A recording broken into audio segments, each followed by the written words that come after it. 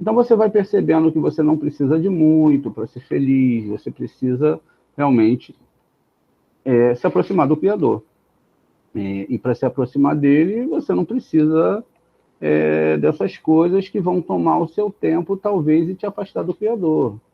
Você entra em Isaías 45. Eu sou o Senhor e não há outro fora de mim. Ou seja, todos os poderes, todas as coisas estão dentro do Eterno, né? Eu te cinjo, ainda que tu não me conheças. Então, mesmo que as pessoas não conheçam o Eterno, é Ele que faz tudo. Para que eles saibam, desde o nascente do sol, desde o poente, que fora de mim não há outro. Eu sou Adonai e não há outro, ou seja, não há outro poder. Mesmo que esteja um outro poder contrário, é Ele mesmo. Aí ele diz aqui, ó, eu formo a luz,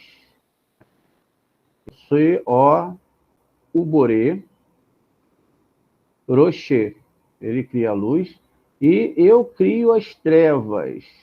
Aí ele diz novamente, eu faço a paz e crio o mal.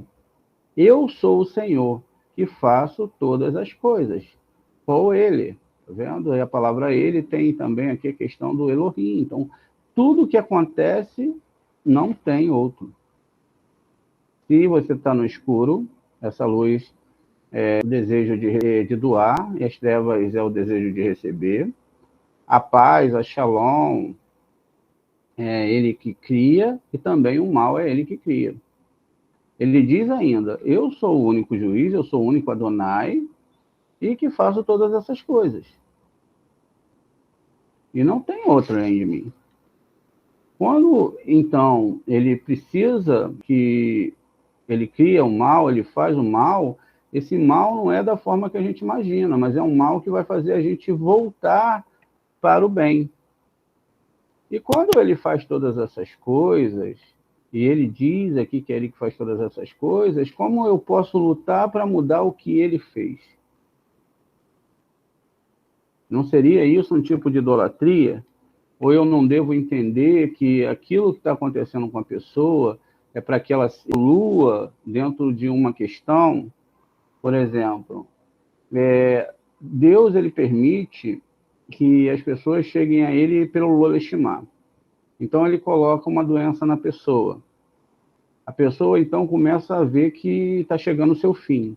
Então ela se volta para o Eterno e pede a cura. O Eterno vai e a cura, para que ela possa começar com essa isca, o que nós chamamos de isca. O Eterno joga essa isca, a pessoa pega essa isca, então ela começa a voltar para o Criador. E aí, então, é permitido isso. Então, no começo, a pessoa vem por Lolishimá. A partir do momento que a pessoa entendeu tudo isso e esses processos, então, ela agora começa o processo de doação. Ela não pode mais ficar em Lolishimá. Isso foi um início espiritual que ela pode descobrir dentro de qualquer religião. Porque dentro de todas as religiões, ainda que as forças que estejam ali sejam aquela questão de estar contra a vontade do Criador, mesmo assim, ali quem alimenta tudo é o Criador, não há outro. Não existe outro Senhor, não existe outro formador, não existe nada disso, só um é. Inclusive, quem criou Edom foi o próprio Criador. Por isso que deve-se haver um respeito, justamente para que não se compre uma briga muito séria aí com forças que foram criadas pelo Eterno. Então, quando eu começo esses processos, né, esse nível que eu estou falando aqui, consertar esses 7 níveis, que são chamados nos 7 níveis da semana, que a gente também conhece como as sefirotes, e que cada um desses níveis vão ter que ser consertados, então eu tenho que tirar de dentro dessas sefirotes que eu tenho o desejo de receber para mim mesmo. Como eu fui ensinado a servir o Eterno em Lorishimá,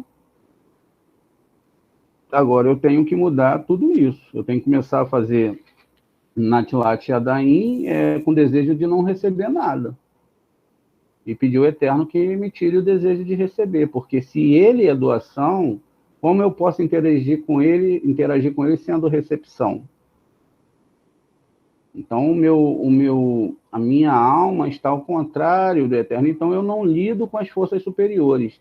Eu só lido com as forças do ego que está nesse plano. E a gente sabe que tudo isso é muito perfeito porque 7 é o número do Criador. Nosso mundo é regido por esse sistema de 7. Tudo é 7 partes. Né? A gente tem 70, tem o número 7, tudo isso é uma coisa só. A gente tem no mundo as 70 nações, os 7 dias da semana, as 7 cores do aspecto, que é onde é definido as cores que nós vemos, 7 notas na escala musical, a alma do homem se divide em 70 partes, a vida do homem é calculada a partir de ciclos de 70 anos, e no 7º milênio o homem recebe a recompensa que ele mereceu, aquilo que ele lutou para não receber para si mesmo. O maior presente que nós podemos ter é a presença divina, porque com a presença divina, você tem toda a felicidade do mundo. Sem a presença divina, você vai precisar de objetos desse mundo para tampar esses buracos que você tem dentro da sua alma e preenchê-los com essas felicidades que são momentâneas. Então, as felicidades momentâneas, elas não podem te encher com alegria e a felicidade que só o eterno pode. A gente está vivendo, como dissemos anteriormente, no ano de 5.783. E temos somente 217 anos para chegar à correção, para começar uma correção muito grande dentro da humanidade. É o que resta, né? Nesses últimos milênios que tem, e a gente gastou muito tempo, mas houveram correções, porque, diferente do que as pessoas pensam, as correções elas vêm de duas formas. Ou ela vem pela Torá, ou ela vem pelo sofrimento. Mas que ela vem, ela vem. Então, todas as pessoas que sofreram e passaram por muitas e muitas questões difíceis durante todos esses 7.000 anos, então elas já pagaram boa parte desse erro que foi cometido por toda essa alma de Adão. Algumas pereceram de forma muito ruim, outras também vão perecer assim, e no final é feito um certo acerto. E agora que está no final, né, e restam aí 217 anos, se a gente pega 2 mais 1 mais 7 dá 10, exatamente agora o numeral das 10 sefirotes, isso quer dizer que tem pouco tempo para a gente poder correr atrás, e que agora as reencarnações elas se tornam mais e mais difíceis. E é por isso que talvez, não talvez, mas de verdade, né, que a humanidade se dividiu em tantos cris para que a alma pudesse existir dentro de vários cris.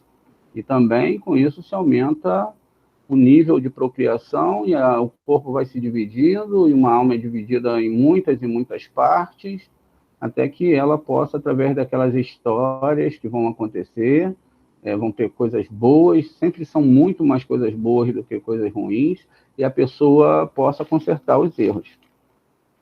Então, esse sistema lá de cima, que a gente fala que é Axilut, que detonou aqui de cima esse tempo, porque no mundo espiritual não existe tempo, mas para nós humanos de 6.000 anos, para que comece a ser o tempo que realmente essa retificação tem que acontecer. E com isso, essa questão agora já começou a ser acelerada. Por isso, o que o Eterno vai ter que fazer? Ele vai ter que chamar a atenção das pessoas. E vão surgir epidemias, vão surgir enchentes, vão surgir muitas coisas, muitos acidentes, para que as pessoas elas comecem a entender que a mão do oleiro ela está trabalhando. E que as pessoas têm que realmente voltar, ou através da dor, ou através da Torá. E a gente sabe que 1995 foi um ano muito especial, porque todos os cabalistas apontavam que a partir de 1995 a Cabalá ia ser aberta para vocês, para todos nós, e nós começaríamos a compreender a Torá de uma forma muito plena. A gente está no ano de 2022, já no final, né? E estamos no ano de 5.783, pelo calendário judaico, é o que realmente vai contar para a gente, e agora a gente percebe que a gente tem um trabalho muito extenso para fazer nessa vida e consertar muitas questões para que, se voltar-se para essa vida em outra vida, já venha mais corrigido. Ou seja, boa parte da alma que faz parte da sua alma já esteja corrigida. E quer dizer, se todos os nossos sábios apontaram que em 1995 ocorreria essa correção e ela seria mundial, então, a partir daquele momento ali, todo o conhecimento da Torá que existia, nessa questão de recepção, nessa questão de guardar os ritos judaicos, tudo aquilo já não vai mais estar dentro dessa nova era que surgiu. Agora, o sistema ele é totalmente diferente, ele é totalmente interno, porque esse conhecimento só existia para poucos judeus que eram cabalistas. Então, dentro disso, começa esse nível de correção consciente, e é por isso que nós estamos aqui. É por isso que nós estamos aqui, não estamos dentro de um culto religioso. De alguma forma, o Eterno nos juntou aqui nesse grupo, assim como vão haver outros grupos. Agora, vão existir a Cabala, aqueles cabalistas que vão acreditar nessa questão monetária e vão usar as forças espirituais, meditações e tudo aquilo, e vão estar enganando as pessoas para obter dinheiro. É o que mais nós vemos aí. Pessoas que são ensinadores de Torá, professores de Torá, que são cabalistas e que cobram, né, dinheiro e alto para ensinar Cabalá, ensinar essas questões. Nós não cobramos nada. Nós dependemos da Tzedakah de vocês e vivemos da Tzedakah. Muito bem. Então, essa correção que começou, né, foi exatamente por causa do Zohar. Ou seja, por causa dos cabalistas que estudaram profundamente o Zohar. Eles descobriram tudo. Eles se colocavam a estudar a Torá para que eles não pudessem estar nesse momento, porque sabia-se que nesse momento seria um momento muito difícil. Olha como nós estamos evoluídos em todas as questões científicas, em comunicações, descodificando toda a natureza através dos seus processos, tendo controle sobre vários tipos de doenças, e assim o é. Mas, de certa forma, também o ego e essa força do desejo do ser humano, ele sofre uma mutação cada vez mais profunda. E como um organismo, uma bactéria, ele sobrevive ficando cada vez mais forte dentro do ser humano. Cada vez mais forte, seja no lado do ego pela religião, seja na questão do ego fora da religião, seja em buscar uma vida plena nesse mundo. Quer dizer, essa força cada vez mais está forte. Isso quer dizer que o próprio Eterno vai ter que juntar cabalistas, e esses cabalistas eles vão estar ensinando as pessoas, aqueles que querem, e que vão ter levado grandes pancadas. Essas pancadas vão surgir nessas pessoas que estão no erro, a questão de retornarem para o Eterno, ou pelo menos para começarem a colocar um ponto de interrogação.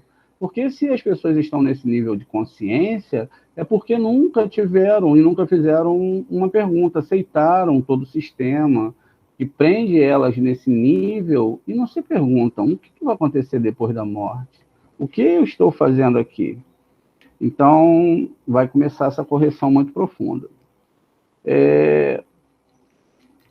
Aqui nessa questão, né, todo mundo vai estar embarcando no caminho da correção. Não tem outro caminho para a humanidade. Todo mundo.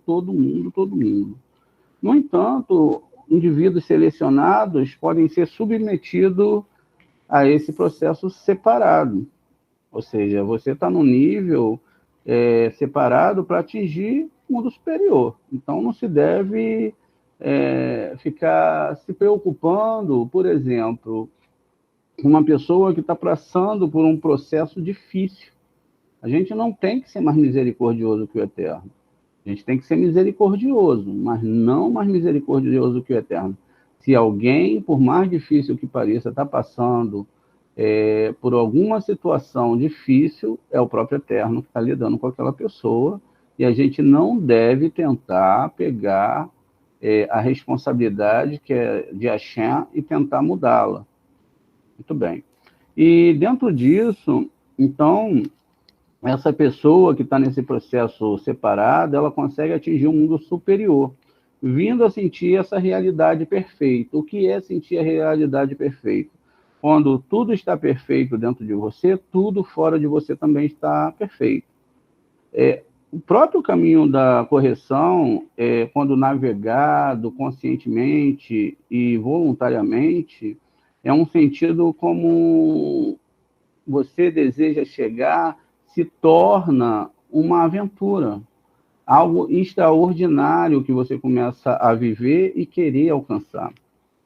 E o objetivo do Zohar é exatamente esse, né? Criar essa estrutura, essa parte funcional deste sistema que nós estamos falando, que é o sistema do universo, para saber exatamente e como podemos intervir nesse processo, mudar alguma coisa e, se possível, alcançar a correção imediata. A gente sabe que não se pode influenciar diretamente a raiz, que é o eterno. Nós somos influenciados pelos mundos superiores e não ao contrário. Você nunca vai influenciar o mundo superior. E nós somos influenciados por ele. A questão aqui é a fonte da qual ele deriva. Da onde se deriva, porque ele existe a um grau abaixo, ou seja, nos níveis inferiores, onde nós podemos lidar com essa divindade e, a partir daquele grau, a gente começa a interagir. E aí, quando a gente começa a interagir e corrige, e a gente começa a equalizar as qualidades da sua raiz, uma pessoa muda o modo como ela percebe o que vem de cima. Então, as situações não mudam, porque o Eterno é um só, ele não muda. O que muda é a sua percepção da realidade. Você não está mais tão amargo, você não está desejando mais receber tanto, você não está vendo o mundo como uma guerra espiritual. Então, o que acontece? A gente, quando começa, então, a perceber isso, que se mudarmos a nossa visão, nós mudamos a forma de interpretar tudo o que acontece e não vamos ver todas as coisas agora com nível de estar julgando todas as coisas, ou querer agir como um guru, ou querer intervir em certas questões que o Eterno vai fazer, você agora percebe, ao conversar com as pessoas, que tudo que está acontecendo com ela é culpa dela mesma. E que ela é que tem que mudar seu interior. Mas quando você... Como você vai falar para um aluno ou para uma pessoa que está conversando com você que tudo que está acontecendo com ela é culpa dela mesma? E que é um tratamento do Eterno com ela. Geralmente, a gente procura amenizar as coisas e procura falar que vai fazer uma reza e que a gente vai resolver o problema, quando, na verdade, a gente não consegue nem resolver os nossos problemas. Então, a gente tem que deixar tudo na mão de Hashem, pedir a Hashem que dê força para a pessoa para ela alcançar esses níveis superiores, através do estudo da sabedoria da Kabbalah. Quando nós unimos o grupo e começamos a estudar e querer mudar, e querer ter um sentimento maior entre nós, então nós começamos a movimentar essa força superior e começamos a, então, atingir outros níveis. Quando nós conseguimos fazer isso, então a gente consegue dominar o mundo superior, assumindo o controle sobre o nosso destino. Então, depende de como funciona a minha bússola interior, que vai me direcionar a todos os caminhos que eu tenho que seguir, através dessas formatações, dessas sefirotes, mudando toda a minha intenção egoísta para a intenção altruísta, meu desejo de receber para o desejo de doar, e assim eu vou crescendo e vou me fundindo com a divindade. Se eu me mantenho agora longe de tudo isso, eu vou estar como o mundo, que também vai ser corrigido, mas através de muita dor. E o mundo, ele não tem controle sobre o seu destino. E aí a pergunta aqui é, o que é controlar o destino? Você entrar na sintonia do universo. Entrar, saber jogar para cima para receber embaixo. Então, se você joga doação, coisas boas, então vai descer coisas boas. Se você joga coisas ruins, vão descer coisas ruins.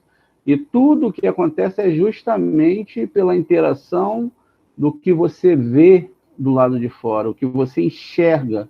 Se tudo é mal, todo o seu interior vai ser mal. Se tudo é bom, todo o seu interior vai ser bom. E assim é. E nisso, a gente sabe que o desejo superior do eterno, né, vai fazer com que faça um homem interior nascer. O desejo humano vai nascer dentro de você, e aqui a gente fala desejo humano de Adão, ou seja, porque até o momento que as pessoas conheçam a Torá e comecem a doar, elas não têm um desejo humano dentro de você. E todos os desejos são animais, são minerais, eles estão estáticos e eles só querem receber para si mesmos. Então quer dizer que todas as pessoas ainda não têm uma alma, não criaram uma alma segundo a Torá. A gente tem que, então, a partir desse momento, cuidadosamente, olhar cada desejo e tudo que cada desejo vai implicar.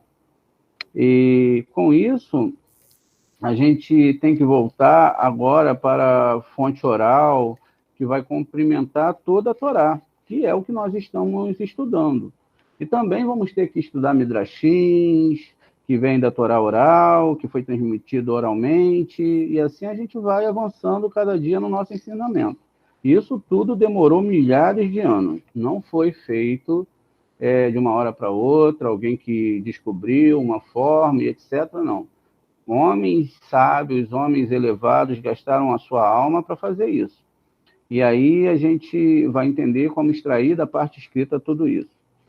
Um dos midrashes que são tirados para essa explicação do homem é a seguinte: quando o santo e bendito seja ele veio criar Adão, os anjos auxiliares formaram grupos e partidos, alguns dizendo que ele seja criado, enquanto outros exortavam que ele não seja criado. Ou seja, crie o homem, não crie o homem. O amor, que é um desses anjos, disse: deixe-o ser criado porque ele vai dispensar atos de amor. A verdade já disse o seguinte: que ele não seja criado, pois ele é composto de falsidade. Já a retidão disse: que ele seja criado, pois ele fará ações justas. A paz disse: que ele não seja criado, pois ele é cheio de conflitos. Os anjos auxiliares disseram ao Todo-Poderoso, soberano do universo, que é o homem para que seja tão cuidadoso como ele. E o filho do homem, o que acha deles? Este é o problema para o que ele foi criado? Se assim for, ele lhe disse: ovelhas e bois, todos eles, por que foram as aves do ar, os peixes do mar criados?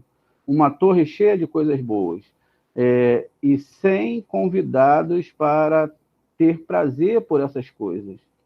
Ou seja, o que adiantaria o Eterno criar tudo que ele criou, os mundos espirituais, os planetas, tudo, se não existisse um ser como nós para ter prazer, para desfrutar disso.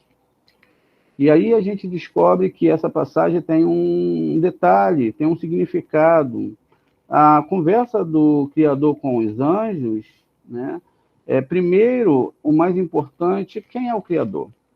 O Criador, ele é a lei unificada da natureza, a lei de amor e doação. Ele só é isso, ele só está nessa parte. Ele está presente dentro de nós, ao nosso redor, ele é imutável, não existe outro além dele, não existe outra força além dele. Ele é eterno. Nós não podemos percebê-lo porque vivemos exatamente por leis diferentes da dele. Exatamente porque somos receptores e nos colocamos como sempre um desejo de receber para nós mesmos. Então, o projeto que nós vamos ter agora é de revelá-lo. Os anjos já são a força do Criador, que é a natureza, que obedecem à lei e são incapazes de agir ou pensar de forma independente. Pode-se dizer que eles simplesmente personificam as forças que servem à lei do amor e da doação. O Midrash tem que colocar na nossa mente que fala o que foi revelado pelos cabalistas, que começaram a correção, e esses cabalistas descobriram essa força de doação do Eterno. Eles, então, vão tentar trazer numa linguagem metafórica toda essa descrição para que ela pudesse ser usada no momento correto, que é o nosso. Naturalmente, as forças opostas começam a se manifestar personificando-se na natureza humana, ou seja, em tudo aquilo que a gente pode observar. E essa natureza, ela é totalmente egoísta e má. Imagine que você pudesse agora, aí onde você está, e você sabe que agora você está numa escuridão total. A gente não fala da questão da matéria, disso que nós entendemos como luz, não.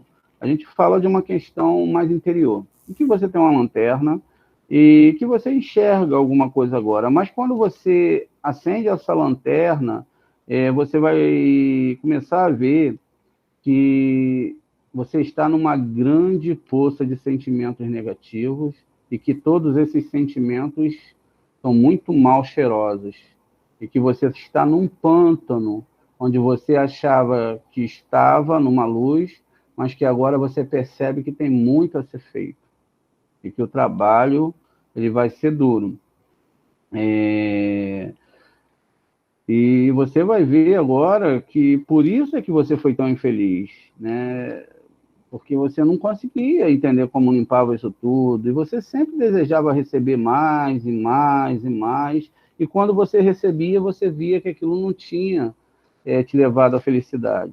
Aquilo não tinha preenchido nada dentro de você. Talvez você preencheu algo físico, mas não espiritual, e faltava sempre alguma coisa. E dentro disso, o Midrash explica que o homem é como se estivesse suspenso entre essas duas forças opostas, existindo entre um ponto bom e um ponto mau. Ele se equilibra entre essas forças. Essas forças vão agir dentro dele, como sempre dizendo, estou entre os céus e entre a terra. Uma hora eu estou em doação, outra hora eu estou em recepção, e eu tenho que aprender a equilibrar essas duas forças. Então, dentro de nós existem essas forças. Essas forças são anjos, em equilíbrio com a natureza. Eles falam a favor do homem em criação dentro de nós. E há anjos que não estão em equilíbrio com a natureza, e que são contra a criação do homem. Eles sabem com antecedência que o homem usará o mal, prejudicando a si mesmo e ao mundo inteiro.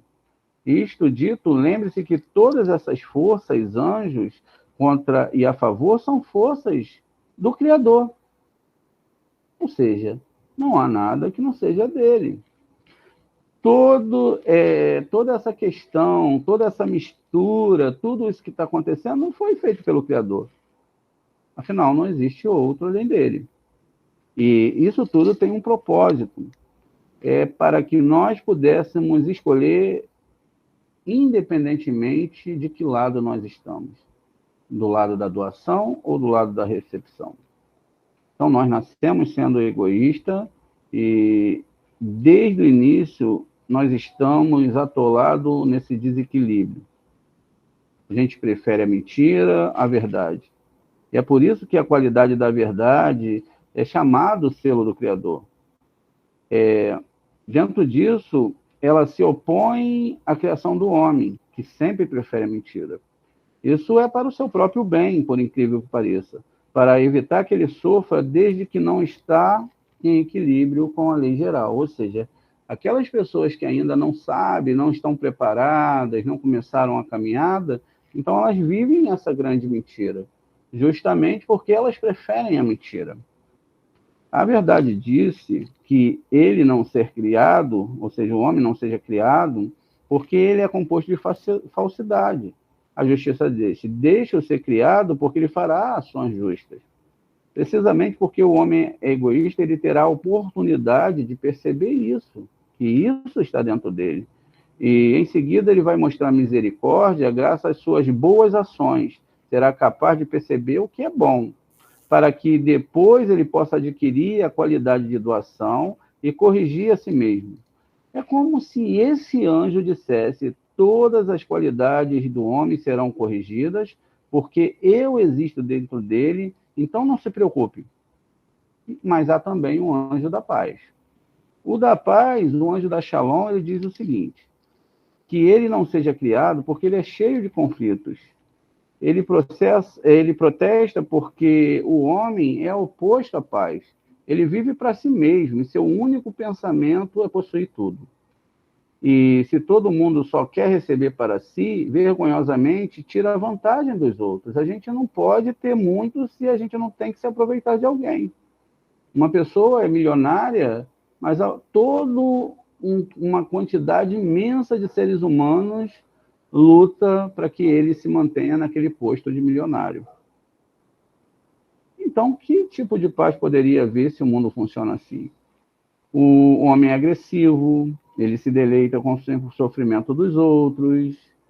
É por isso que existiram lá na época dos romanos os gladiadores, e as pessoas vinham um matando o outro. E eles gostavam. Hoje nós vemos o MMA, pessoas batendo uma na outra, tirando sangue, e a gente gosta de ver isso, ou pelo menos quem não conhece a Cabala. Gosta de ver o outro apanhando como um desafio, e tudo que é violento nós adoramos. Queremos estar sempre indo e lutando contra o outro. Criamos esportes que criam guerras e lutam entre seres humanos, e sempre o desejo é um só, que o meu lado ganhe e que o seu perca. Se o meu lado ganhar, eu estou feliz, e se o seu perder, eu estou mais feliz ainda. Mas quando o contrário acontece, a pessoa também fica triste por causa disso. E o homem, ele vai se alegrar com o sofrimento dos outros, principalmente quando esse outro é alguém que ele não gosta.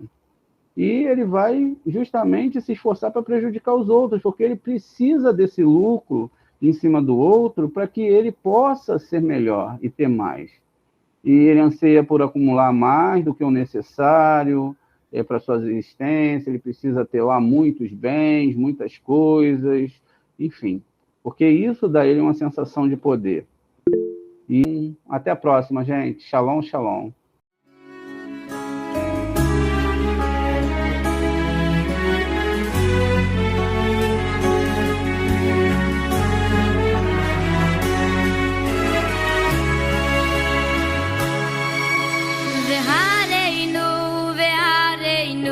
Bevinia, no.